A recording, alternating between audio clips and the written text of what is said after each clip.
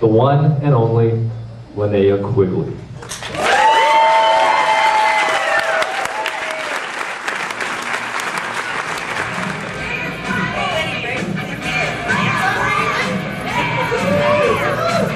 Hello, how are you? What? Oh, that's it. Do you want to say hi to everyone? Hi. Now, let's see if I can remember all your names. Tina, Jody, Jeff, okay. I think so. She covered all the bases. So Linnea, we're really happy to have you here tonight. I wonder if I could just ask you a couple questions, then we'll open it up to the audience. You said that Return of the Living Dead is your favorite movie that you were in. Much, okay. I think it's probably the movie that got you noticed in a big way for obvious reasons. Yes. I mean, I think you made a lot of people happy when that movie came out. A lot of young boys very happy. Yeah, I was very confused by that movie. We'll get to that. So I wonder if you could talk a little bit about how you came to be involved in that film and how it affected your career. Well, I had done, this casting director had called me in for a movie, Silent Night, Deadly Night, which they have the Santa Claus killer, and I worked on that, and I was in Mexico, and I heard there was a big commotion about it because of some scene on TV with Santa, and then I came back, and Return of the Living Dead had already cast somebody as me 6 months ago, but the girl became pregnant, so they were recasting. I was like, oh, good, you know, and I had to go in and read, and then I had to go in for Dan O'Bannon to read, and the casting director and the co-producer and the producer, and do that scene of, you know, in front of their, about my fantasies. Can't talk about that now, but anyway, I got the role, and I was very, very happy. So were we. Thank you for doing that.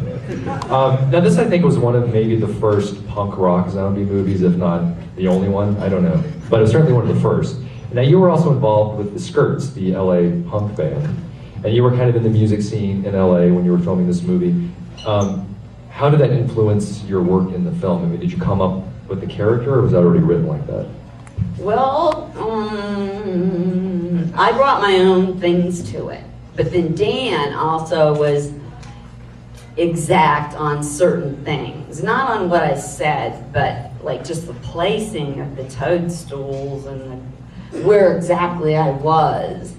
But I just kind of took that character and, you know, because watching all the people come in and out of the mask where we used to rehearse, I saw a lot of cool things and people, and kind of took from them too. So were you friends with Jewel Shepard? Because she kind of went on to become a big scream queen also. I knew Jewel. I'd known her, but not like friends, like just like, we would do like ads for movies. They used to do an ad with the girls that aren't in the movies, and then sell the movie on the basis of that. And then, you know, the people weren't in the movie. So I'm going to get all James Lipton on you, the actor's studio, if you don't mind, just for a moment. Okay. Okay, so now Linnea and I kind of talked about this last night at dinner, and she said it was okay to ask about this, because I've been confused about this for many years. When I first saw Return of the Living Dead, I was a young man, and I snuck into the film. I was not of age. And my friends and I saw the film, and we noticed something very peculiar about your body in the film. And there was a lot of discussion after the film whether that's how women really looked. And I'm wondering if you could talk a little bit about what was going on with that body that you had in the film. Oh, okay. Well, I think some people know what I'm talking about. Yeah, it is called the Barbie doll piece, where it was really like the first makeup man, Bill Muntz, didn't really know what he was doing, but it's like they like like poured alginate down my pants and made them old, and then it became like a kind of a G-stringy thing that they glued here and then right here. And so every time I'd have to go to the restroom, I'd be like, glue me, you know, and it was, it made it very weird to be like that. It was, and very confusing. Yes, yeah, and I to can young see, people. like, that's, Yeah. is that woman and correct, or?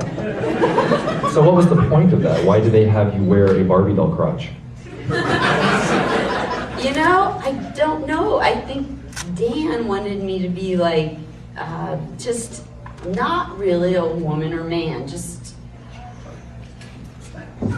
a being of some sort that loved death and wasn't correct in some ways.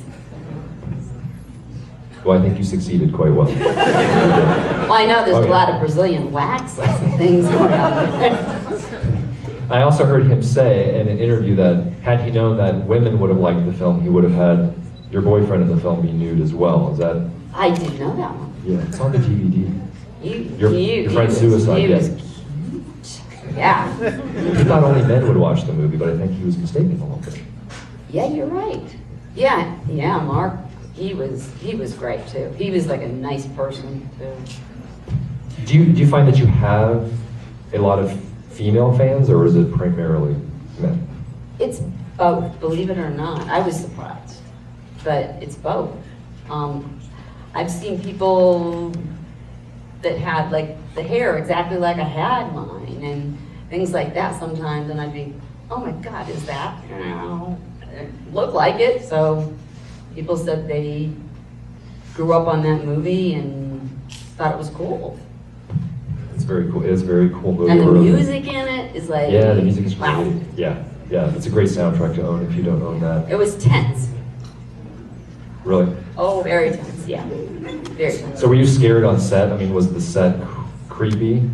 The set wasn't as creepy as like, I got like strep throat from being in the water and buried and, you know, rained on, and it's like I started getting those horrible phone calls where they say, I'm gonna call you 3 times and the 3rd time you'll be dead.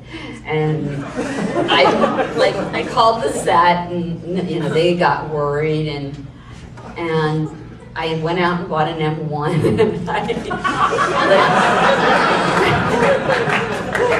but the next morning I'm wake up at 3 for some reason, and my, back then it would be a VHS machine, you know, Beta, and it was blinking. The lights all were out in the house, and I thought, okay, the guys cut the electricity and I'm going to die now. So it was like, because I always worked the nights and I had a couple nights off. So that part was scary. So there was no resolution to that. This person just disappeared. He just, after a while, he'd call and say, weird things. And Okay. You probably get a lot of that. yes. Yeah. Yes.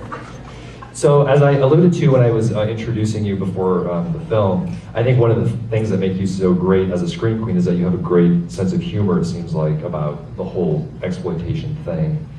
And have you felt that that's helped you get roles, that you're willing, you know, to kind of laugh at what you're doing?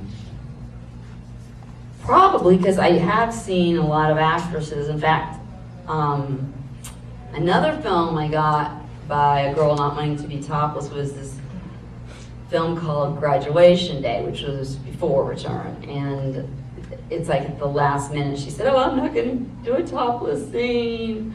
And I just, in my family, it wasn't a huge deal. My dad was a doctor and everything, nudity and that. And it wasn't like lewd, it was fun.